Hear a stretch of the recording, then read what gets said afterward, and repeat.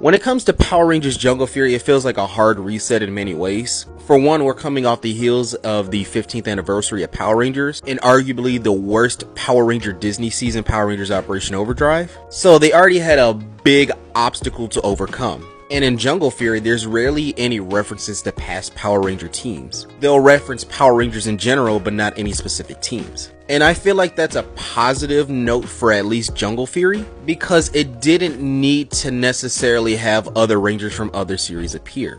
Just the mentioning of having Power Rangers in general just goes to show, yes, Power Rangers exist, but not necessarily which ones do we know of. In fact, it's not even really confirmed until Super Mega Force that Jungle Fury is in the main universe. Sure, there was nothing stopping it or even saying that they weren't already in the main universe, but as we get to the next season, before the series actually continued, there could have been an argument on which was the actual reality.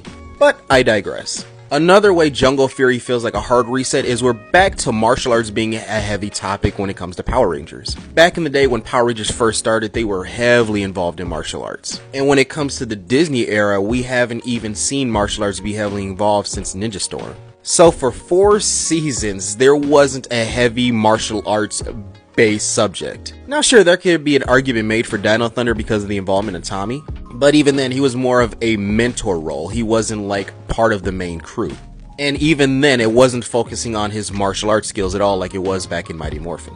Then we have the characters and the heroes and villains. Similar to Ninja Storm and Dino Thunder, we're starting off with 3 main Rangers, and for the most part stick with the main 3. Now sure, we get other Rangers involved, including RJ, the mentor of the season, and then later on Dominic, the White Rhino Ranger, but the story is mainly focusing around the main 3 and especially Casey. And I'll definitely say Casey's journey from cub to actual tiger is definitely one of the best storytelling elements, especially in Jungle Fury and Power Rangers overall. And on the villain side, you have Jared and Daishi and his crew.